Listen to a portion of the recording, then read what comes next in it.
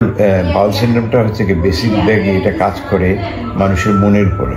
হ্যাঁ, যেমন autonomic nervous system. Autonomic nervous system দুই রকমের, একটা সিম্প্যাথেটিক, একটা প্যারাসিম্প্যাথেটিক। সিম্প্যাথেটিক যেটা মানে অ্যালার্ট করে, মোটর মুভমেন্ট করে, আর প্যারাসিম্প্যাথেটিক যেটা স্কুইজ করে দেয়, পেটটাকে শিল করে দেয়। এবং যখনই দেখা যায় যে এই কারণেই মানুষের মোশন সিকনেস হয় বা বমি লাগে বা পায়খানা ধরে, সে কারণে হয়েছে কি ওটার নিয়মটাই তাই। আর যে বেসিক্যালি যে জিনিসটা হচ্ছে টেনশন রিলিজ করতে হবে। টেনশন যদি রিলিজ না করে তাহলে এই অসুখ কোনো সময় ভালো হবে না। হ্যাঁ, রিল্যাক্স। এখন এই জন্য আমি বলেছি মেডিটেশন করতে। হ্যাঁ, কোয়ান্টাম ফাউন্ডেশন আমাদের এখানে আছে যারা মেডিটেশন করে। তো মেডিটেশন করলে হয় কি নিজেকে রিল্যাক্স থাকা যায়। এবং রিল্যাক্স থাকার সোজা উপায় হচ্ছে ব্রিদিং এক্সারসাইজ। লম্বা করে শ্বাস নিয়ে 1 সেকেন্ড হোল্ড করে আবার ধীরে ধীরে ধীরে ধীরে ছাড়বে। এরকম করার কিছুক্ষণ পরে দেখবেন বডিটা রিল্যাক্স হয়ে গেছে। তখন রিল্যাক্স হলে পরে আমি আমার নিজের বডিকে আমি যা বলবো বডি তাই শুনবে। হ্যাঁ, এইটি হচ্ছে রিল্যাক্সিং মেথড। স্যার আমি দেখি কি যে গতকালকেও একটা মেয়ে আমাকে ফোন দিছিল, ও ছিল যে বারবার বলতেছিল যে মানে ও বিভিন্ন হোমিওপ্যাথি ডাক্তার দেখাইতেছে, এই হোমিওপ্যাথি ডাক্তার দেখাইতেছে কিন্তু খাইতেছে, আজকে সে ভালো আছে, কালকে আবার প্রবলেম হইতেছে। তখন তারা বললাম যে তুমি মেডিসিনের ডাক্তারগুলো না দেখাইয়া যে কোনো মানুষের ডাক্তার দেখাও, তুমি এখান থেকে ভালো হইতে পারবা, আর না হলে কিন্তু উপায় নাই। কিন্তু কোথা থেকে ফোন দিচ্ছিল? আপনাকে ফোন দিছিল? হ্যাঁ, আপনাকে ফোন দিছিল। ওই মেয়েরে আমি ধমক দিছি। সে বারবার দিনে 3 বার 4 বার করে ফোন করে। একবার বলে আপনার কোথায় বসেন, এইখানে বসেন, তারপর পরে লাস্টে বলে আপনার কি ওষুধের দোকান আছে নাকি?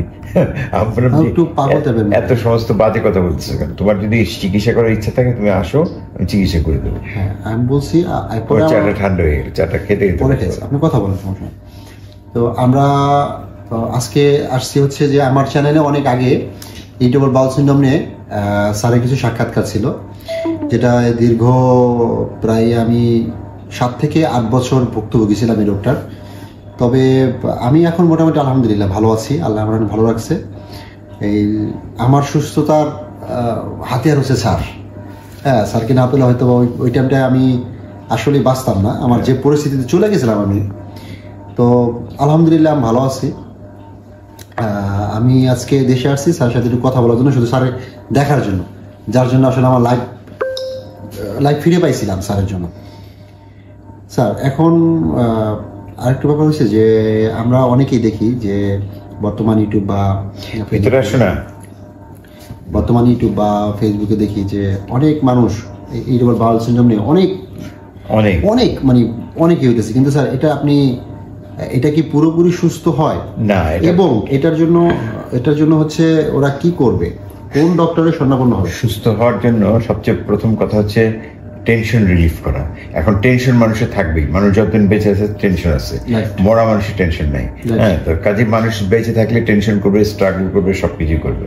তো এখন যে জিনিসটা দরকার সেটা হচ্ছে যে বেসিক্যালি আমি টেনশন ফ্রি লাইফ লিড করবো। যখন আমরা ইরিটেবল বাউল সিনড্রোমটা ইন্টেস্টাইনটা কন্ট্রোলে একটু চলে আসলো, তখন আমরা এটাকে রিল্যাক্স ওয়েতে করি। এই জন্য বলেছি মেডিটেশন করতে।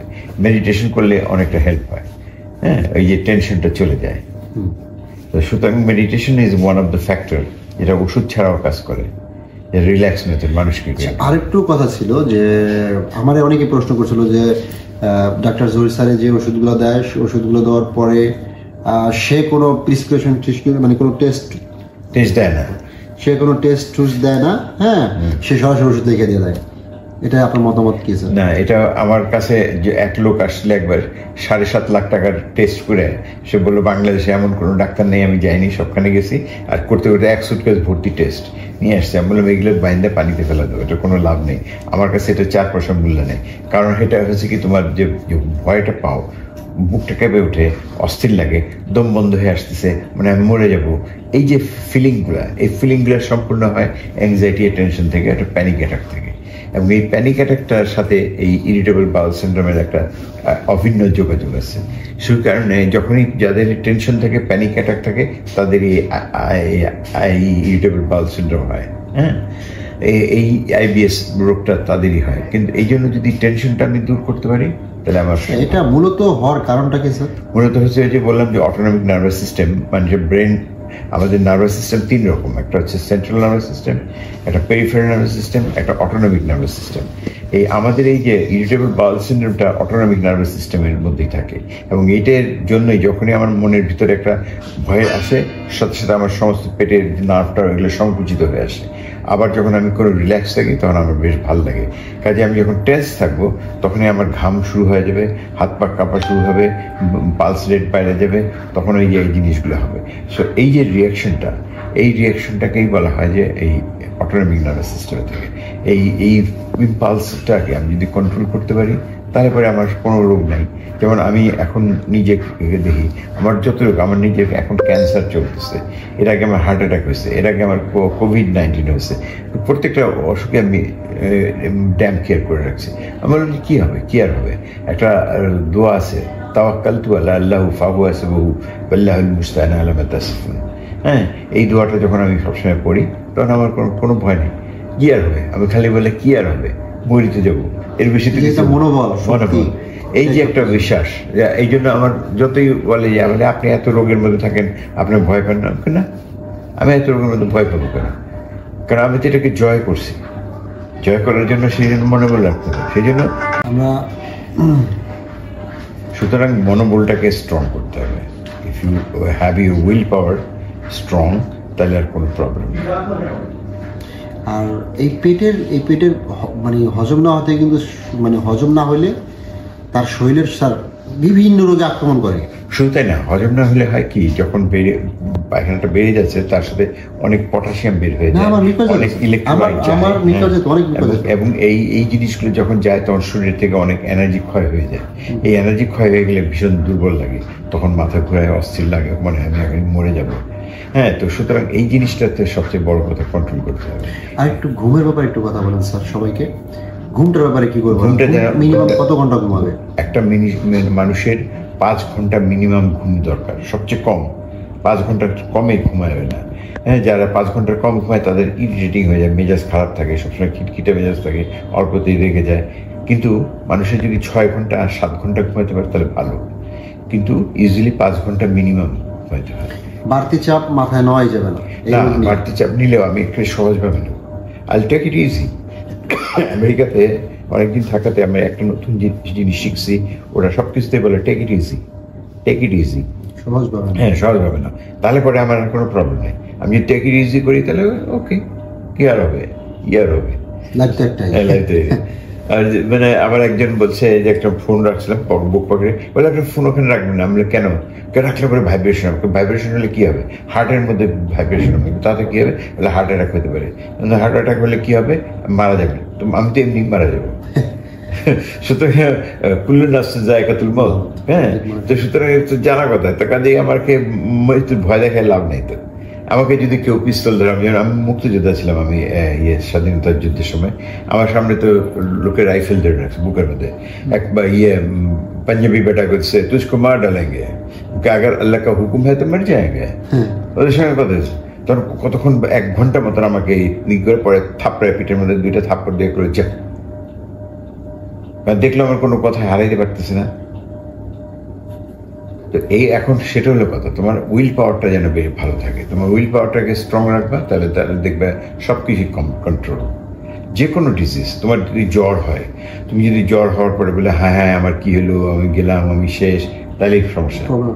জ্বর হয়েছে, কি আছে, আমি বৃষ্টির মধ্যে বেরিয়ে গেলাম, এখানে বেরিয়ে গেলাম, ওখানে বেরিয়ে গেলাম। না স্যার, মনোবলটা হচ্ছে সবচেয়ে বড় মনোবলটা হচ্ছে সমস্ত রোগের প্রতিষেধক।